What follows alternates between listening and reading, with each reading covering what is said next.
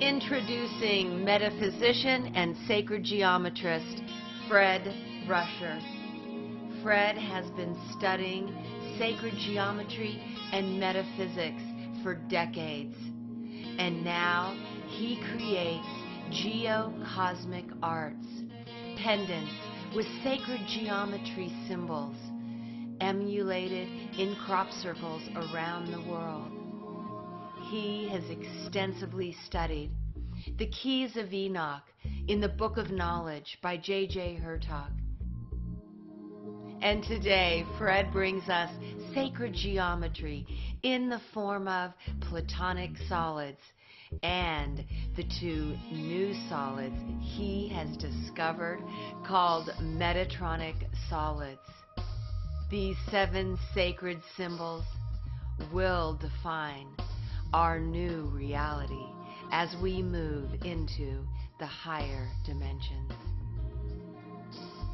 On his website, geocosmicarts.com, Fred shares this beautiful expression about the essence of sacred geometry. Sacred geometry touches our minds in ways that we can hardly understand. It awakens parts of the soul that has been sleeping for centuries.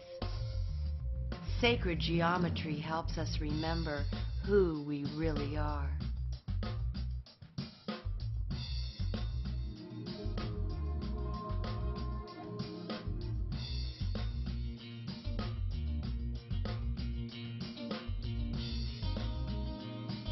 Hello, and welcome to Lighten Up TV. I am your host, Suzanne Ross, and I am so delighted to be here today with Fred Rusher. Welcome, Fred. Thank you so much for joining us. Well, thank you for having me. It's been a pleasure to come in this place and meet you. Oh, thank you.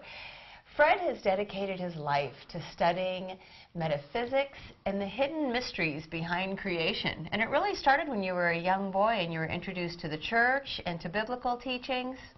Yes, I was brought up in the Franciscan tradition, and my degree was in philosophy with the Franciscans, and I was in the Catholic seminaries for 8 years.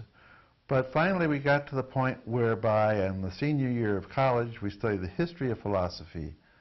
And at that time, when I got to read some things about Kierkegaard and Sartre, and I found out I think, therefore I am, I finally woke up and I had to exit that paradigm.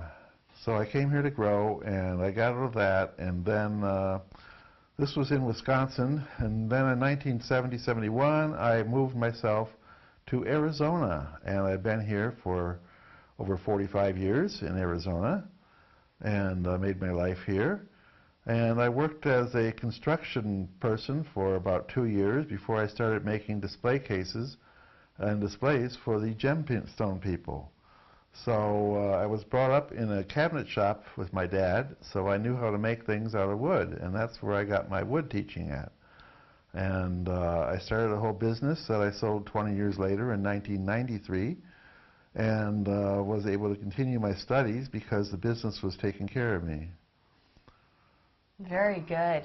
Yes, so I think it's so fascinating that you were into woodworking and then you moved to Arizona and started building cabinets for those who were selling gems, because you integrated into the metaphysical community in doing that. And you were sharing with me that at the time you were just reading everything you could get your hands on. Right. In the 1980s I decided to find everything I could find that was hidden. And I was in a little bookstore without any windows at one time in Las Vegas, because I was doing a trade show there selling my display cases. And in this little bookstore in the middle of summer, if the door opened up, you really had to put your book down you were reading because of the light that came in. Ah. And all of a sudden this guy came next to me and handed me a book called The Keys of Enoch, the Book of Knowledge, off the shelf. And we looked at it for a while, and I was looking for other books and things, and we talked about it. And then we went over to the other side of the bookstore to look at a star chart. And the star chart, he wanted to look for the star Arcturus. And so while we were doing that, I looked at the book, and all of a sudden I saw it was $40. In 1980s, I mean, $40 for a book. I could buy 5 books for $40 at that time, you know. So I kind of closed the book and walked back across the room and put the book back on the shelf, and I turned around and there was nobody there. So I finally figured out that, hey, the door didn't open, so this had to be something else that happened. And I spent an hour in the store, but I finally left with the book called The Keys of Enoch, and it was right at the August harmonic convergence time of 1987 that this happened to me.